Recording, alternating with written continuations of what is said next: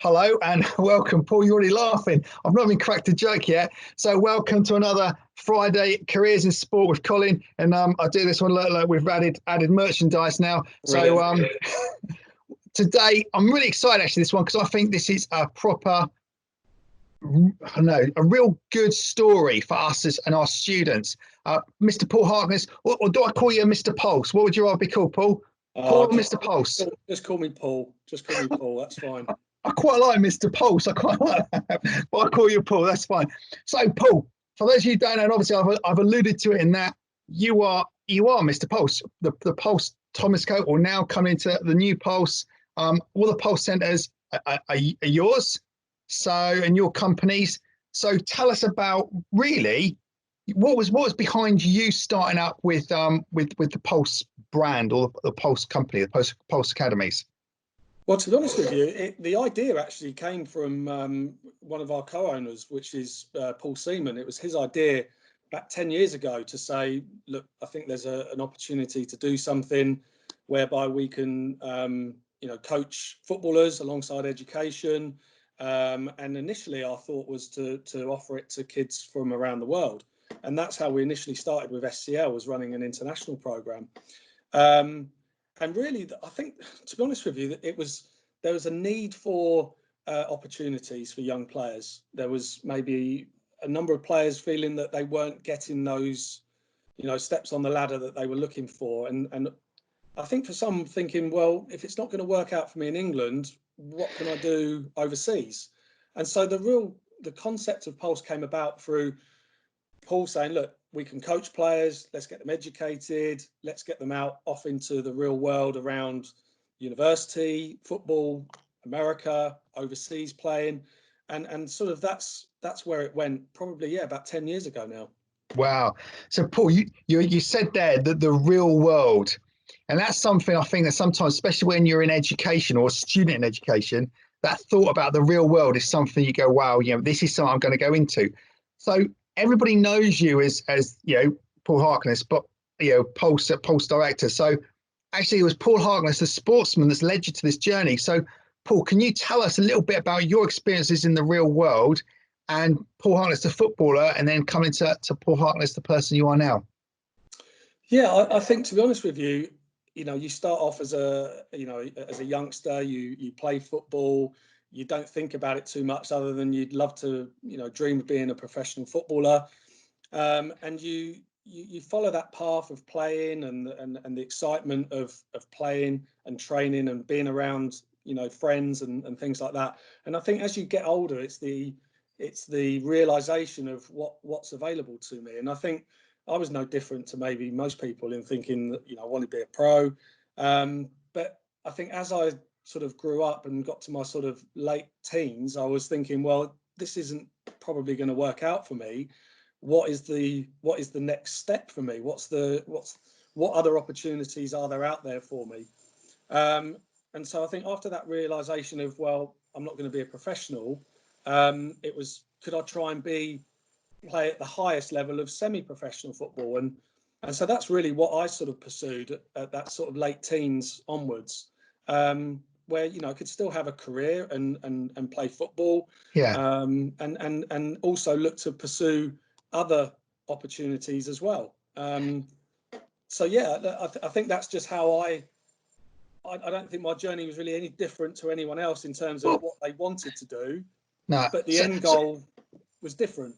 so where did you play, Paul? Who have you played for then in the past? So, because I think this is what's realistic is that sometimes, as you say, a lot of students probably sit there and go, "I want to play for." I mean, like I say, if you want to play for Arsenal or Man City, whoever it is you want to play for, and then you go, actually, that's not the level I'm going to make, so I'm going to step it down. So, where did you get to? Who did you play for when you were a footballer?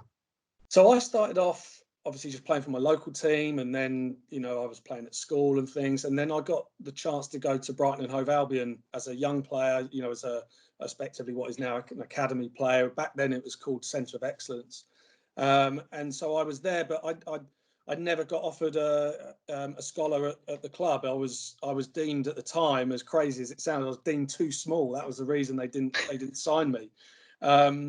And so that coincided with a few things, family relocating to another part of the country. I just started playing again for another local youth team. And that sort of developed into playing, with the senior section of the club. That was at Camberley Town. And then I sort of, from there, by the time I got to about 18, 19, I looked to try and play a little bit higher. And I played for Walton and Hersham, Basingstoke Town, Leatherhead, played in, sort of Ryman League football, playing first team football, getting experiences, getting games under my belt. That was a big thing. I just wanted to be playing games regularly. And then I went overseas. I went to New Zealand for a season to play over there, which was a great experience, different culture. Whereabouts were you in New Zealand? So I was in Auckland, playing for North Shore United. And it was a great opportunity. I was with a few other English guys that went over as well, and we had some success. I came back to the UK, was playing again non-league, and then I moved to Farnborough Town, which is where I played most of my non-league career. Was playing for Farnborough Town, playing sort of Conference South. Yeah. It's called National League now, but that's really where I played right up to towards the end of my playing days, which I finished at sort of Fleet Town and playing locally. And then I retired at 33. Well, that must have been what? It's like 6-7 months ago then. You're too kind. Easy. I mean, I was just thinking you were talking about the future then when you said retiring at 33. But that's fine. That's fine, Paul. I get it. That's all right. That's good. So then you went into, I think that's the other thing as well. It's really important in a good message to get out to learners is that perhaps that you have to have that plan B as well. So when you were playing for these teams, what other jobs did you do? What else were you doing alongside your playing like career as it was? Yeah, I mean, I was coaching probably from the age of 17, 18 onwards. I was doing some part-time hours.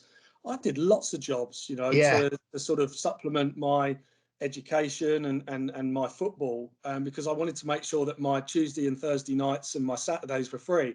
So I'd do, whatever I could really to work round, that I was working in shops, working in car yard, moving cars and things like that, just to make sure that I had time to go and do my football and keep my career going. I didn't want to just give up because I had to go and work somewhere or something else. There was a lot of players that sort of dropped out the game because they had to work, and their sort of football just sort of became, secondary, whereas it was so important to me that I sort of made sure that I got my work around my football. Yes, I know. I know. A similar thing is that my story in sport was similar. Is that I always used to do my jobs to fit around my sport career because that was all that was important. But it's always that plan B to know eventually we're going to have to stop, or at least stop to the level, and then do something like this. So that was what you did. You came in, you started up Pulse. So what's it like your day to day? What's it like being Paul Harkness day to day?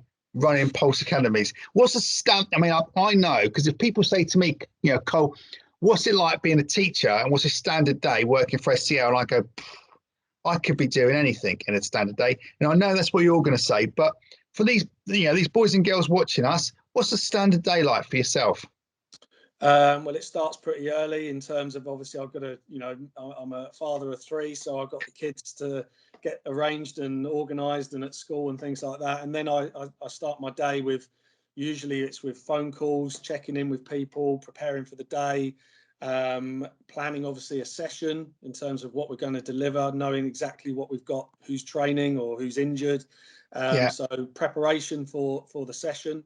And then I may arrive at a site and I've got things to deal with regarding liaising with SCL tutors or staff in the office.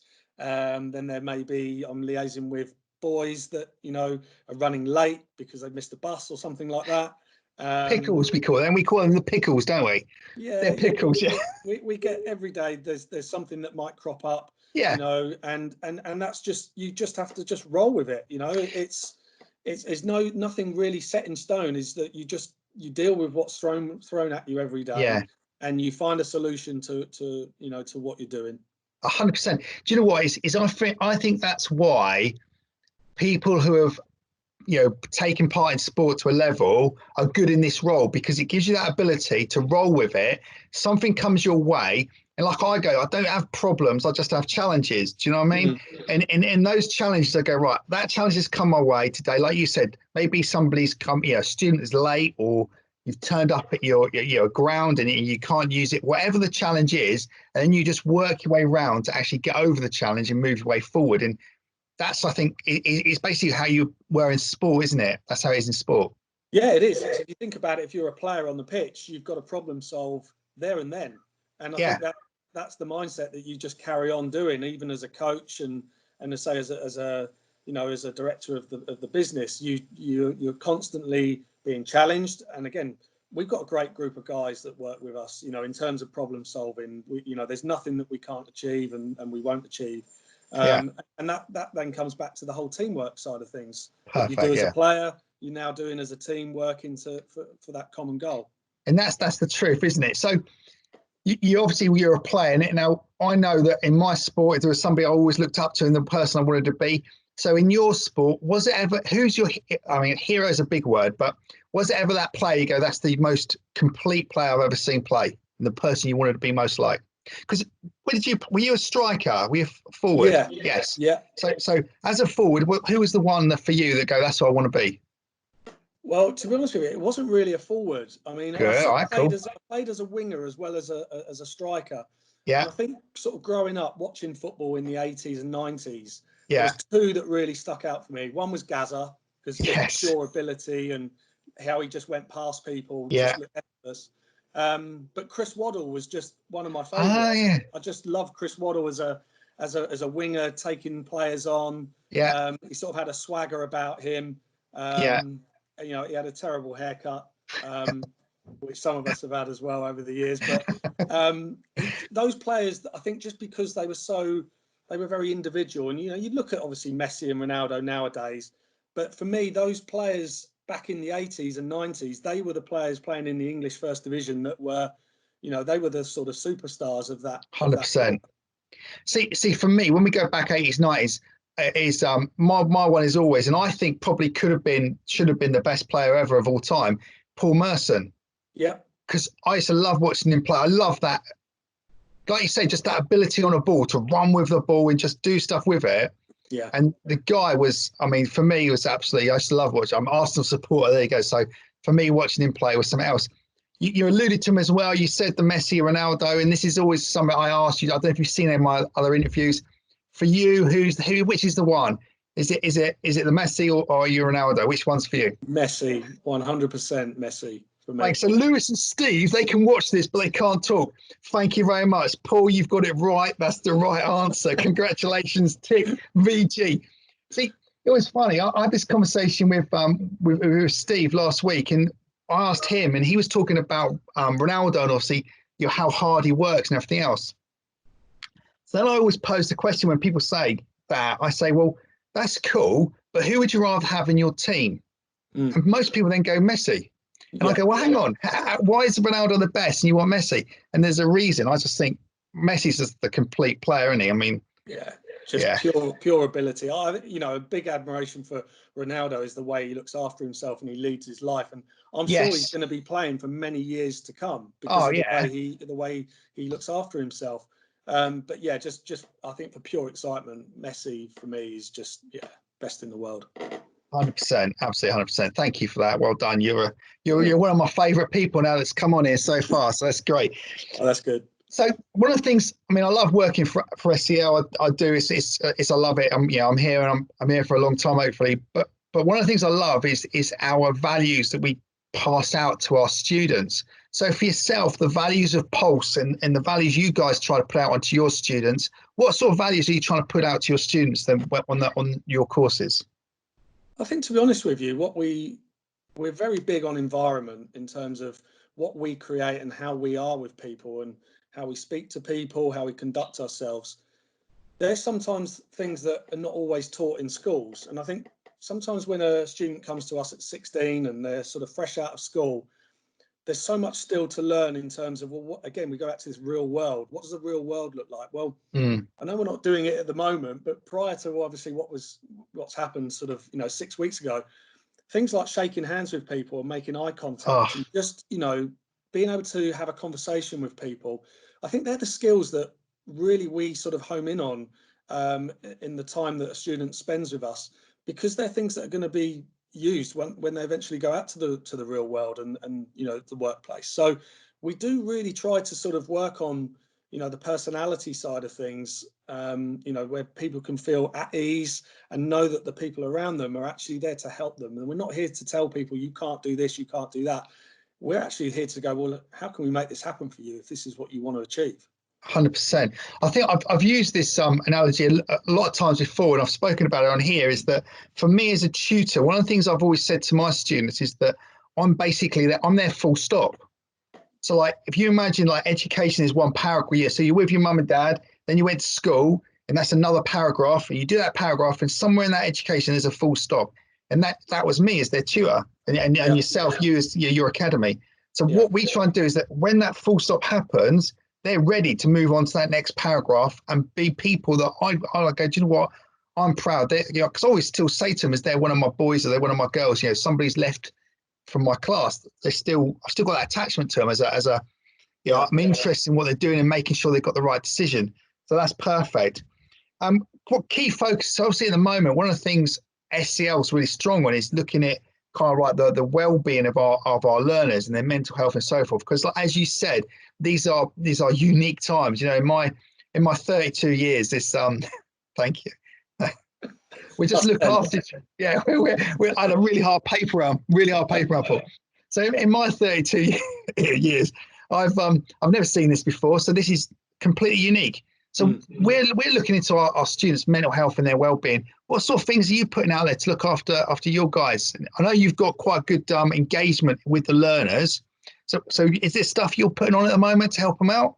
Yeah, we've posted out a lot of sort of information to students around physical exercise, being able to obviously follow a plan, and again, most of it is driven towards, mental well-being, for a student athlete to be able to, actually still do what they've been doing for however long, and being able to, push themselves still physically to satisfy, the mental side of things.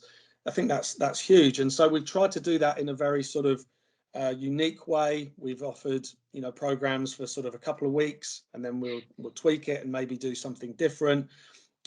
We've set challenges, we've set tasks and things.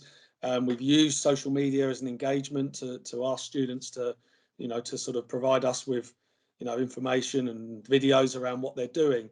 Yeah, And really a lot of our role at the moment is there as being that sort of support network for them. So they're also able to talk to us about anything that they're maybe feeling uneasy about, or if they want some information around diet and nutrition, some information about other training programs that they can do.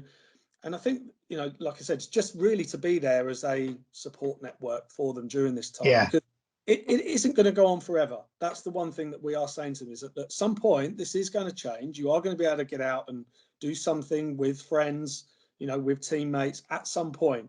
So you've got to look to the future that's obviously going to happen. But just for now, it's almost like, I think, for a player when they're injured. When you're an injured player, a long-term injury, it's a you're out really for good so analogy. long. Yeah, You're out for so yeah, long. You're not at the training ground with the players. You're with the physios, and it can really. I say to young players when they're injured, being injured is part of the game. yeah, Unfortunately, it is part of the game. You've got to accept that it is, and you've got to get your head around that it's not right now. It's not going to happen for you, but at some point it's going to change. It's going to get better. And I think that's definitely. the sort of the message we're sort of getting across to people at the moment is, there will be that day you get your boots back on. There will be the day where you get to play a game again. And, just for now, we've just got to just sort of hang in there and just keep doing what we're doing and just keep Just keep working going. hard, Yeah. when we can individually, until we get to that point. So you said as well, you started putting out like your training programs and stuff for your students to do at home. So what are your top? I mean, do you know what? So my wife, she swam the channel last summer. So she was supposed to be swimming again this August, and obviously that's been cancelled. So I mean, for me and my sports, it's all right. I can go out and do them. she's like going, I need to go swimming. I need to go swimming. She's not be able to go because the pool's closed. She can't go down the beach. So I built her this in this like a pool. Like she's on a rope, so she swims against like resistance. So she stays an infinity pool. Yeah. So that's like a way of keeping her happy, and that's that done and dusted. So for yourself, what are the tips then for you? What programs have you got for your learners and all the learners in SCL just to keep fit during this again unique time? I think just finding those times in the day where it works for you in terms of what you want to do, and don't do the same thing every day. Mix it up. A lot of people out on social media have put about things like 5K runs. 5K runs are fine. They'll keep your base level fitness up as a footballer. But you might only want to do that maybe once or even twice a week maximum. I think going out and doing some things where you're doing, lifting your own body weight. They're the things that footballers tend to be doing a lot of, lifting your own body weight, sprints and things. Even still take a football out and, just working on things like technique, striking a few footballs, working on your touch and things like that. Just really a good mix of everything. Don't have to focus on one thing, and go, I want to get big up top. And, that's not really going to benefit you when you do eventually come back to playing football. You'll end up maybe having problems further down the line. But I think just a good mix, but at the same time also having days off and saying, look, you don't need to do footballers have days off. They have recovery days, and that's sometimes maybe the pressure that young people put themselves under is, oh God, I've got to do something every day, and they don't. There are times to have 3 days or just go for a walk or something instead. That's okay to do that. That's exactly right. I mean, I think that's the main thing is at this sort of time, it's just like going, do you know what? I've got an opportunity, and it's a unique opportunity to go and do stuff that I've never done before. And I can go out and I can go for a run. I can go and do like my press ups and my hip exercises on, that I see online, all those things, go for a little walk. But it's just that variety to get that proper fitness. So when you come back, it's not going to be too hard. So sort of wrapping things up. So inspirational message for all of the SCL learners, all your Pulse learners that are at the moment sat at home going, do you know what, I keep doing these lessons on home. And well done actually to all of you learners, because the engagement we're seeing across the program is fantastic. So my hat off to all of you, because I know you're all working hard, as are your tutors, to keep you in this position. So any tips, Paul, inspirational message just to stay focused and keep soldiering forward? What have you got to say to the people? Yeah, I just re-emphasize that point of look to the future. At some point you will be out there again playing football, and as frustrating as it sounds now, is you've got the opportunity still to talk to people at SCL and your fellow sort of peers as well. It will improve at some point, and just the most important thing at the moment is just to look after yourself and just stay healthy, because it will improve at some point. Yeah, it will get better. All right, Paul. So as is always, finished, as you said, one of the most important things is that physical contact. And do you know what? I miss going out and seeing the team in the Southwest and giving them a hug or shaking their hands. So we do a virtual shake hands online. There we go. Look at that. Perfect. That was perfect symmetry. And again, thank you so much for taking some time out. Well, I know it's a busy day to talk to me and to talk to SCL learners. It's been fantastic. And I think for them, hopefully the message they get out of there is that hard work does pay off, and definitely. We'll get there. We'll get there and we'll get out of this thing. So all I've got to say is stay tuned for next week. Next week we'll have somebody else, and I don't even know who it is yet. So we'll see who we get. But until then, thank you very much, and bye bye from me, and bye bye from Paul. Thanks very much.